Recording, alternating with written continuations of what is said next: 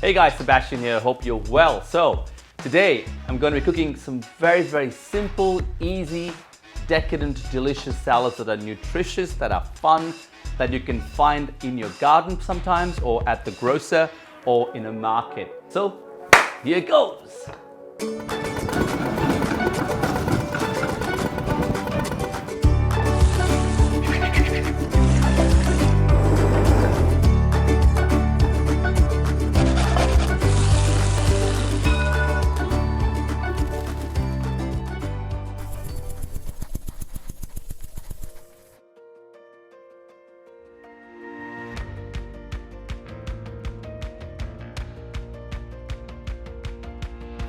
How do you then learn to use roots, tubers, things that grow under the ground, things that grow above the ground, ornamental flowers, leaves, lettuces? How do you bring them all together to create a beautiful, decadent, delicious salad? That's what it's all about, because in the old days, when people think of salads, they think of coleslaw, just a bit of lettuce, a bit of maybe cucumber and a tomato salad with a bit of raita. It could be any one of those things, but today in the modern world, we are looking for things that can help create something that is special from things that are grown in the garden, in the soil, and lift it, elevate that to make it something special and something unique. We're gonna go with the first salad, which is gonna be a beetroot salad. Now, if you look at all my recipes in the past that I've posted on my social media or Instagram, you'll realize that I have this innate love with beetroot. It's just one of those fantastic root vegetables that I have always on my menu because it's so warm, it is fuzzy, it just brings a lot of joy if I'm roasting it, if I'm actually slow cooking it, if I'm actually frying it, if I am baking it, whatever. But in today's session, I really want to focus on why I'm actually choosing beetroot to be on the spotlight. So, beetroot, cooking with vegetables that are actually root vegetables. So remember, root vegetables actually grow under the soil. Beetroot is packed full of vitamins. They're great for your blood. They help you with so much of nutrition. And that is why I've chosen beetroot. Then I've made a bed of salt as well. And this technique really helps because it really cooks the beetroot like a roasted beetroot inside the oven. And when it comes out, it just concentrates the flavor. So trim it off just a few centimeters off there. Keep the root intact. Add your beetroot in there. Mix it up. Wrap them up individually. I've already got the oven heating at about, say, 170 degrees Celsius. That should take about, say, 55 to about 70 minutes roughly. So what I've got is about 1 tablespoon of sherry vinegar, 2 tablespoons of pomegranate molasses. This is about a tablespoon of light soy.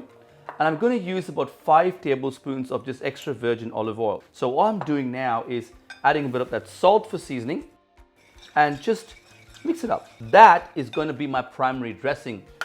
This is a very easy way to take out pomegranate seeds. So I've just used about maybe 2 tablespoons worth. That's all you need for this recipe for garnish. We're going to make the tofu mayonnaise now. I've got some Japanese chili, smoked nori chili salt, apple cider vinegar. I've got a bit of black pepper, and I've got about 250 grams of silken Japanese tofu, and I've got some Dijon mustard. Break up the tofu just a little bit. Add about 30 mils of lemon juice. Just a little kiss of my smoked nori chili salt, 5 grams of the Japanese chili. So I'm going to add my cider vinegar. This is my apple cider vinegar. This is about 1 tablespoon worth. That's going to go in too. And then I'm going to add my Dijon mustard, which is about 1 tablespoon. Just a little bit of black pepper. Give it a good little mix. That looks pretty good. Oh, that actually tastes like mayo. A little bit of olive oil. Oh, that is puckering. That's beautiful. Pour that in just like that. You're going to get about close to 320 mils roughly. Tighten that up. Tofu mayonnaise, done. Textured shallots, you want to put this in a cold water pan, and let's give this 5 to 6 minutes maximum. What I'm doing here is actually a nice sesame and tahini tuile. Add the sugar. We're going to add the flour. So you want to add the melted butter to the recipe, the tahini paste, and then I'm going to add the lemon juice and orange juice. Spread the tuile. Just going to put a little bit of sesame seeds. That is your tuile batter. Just try and cut it straight through if you could. That's the color you really want. Add your balsamic. So that's about textured shallots. That's the beetroot. That looks really good. So just try and remove all that skins. That's number one. What I normally do is just very carefully cut the edges off, and then you just want to cut this into half. The texture itself is just amazing. That's what I'm really after. You want to just put that into your marinade. Just cutting a bit of sorrel that actually grows at home. I've got some dehydrated strawberries.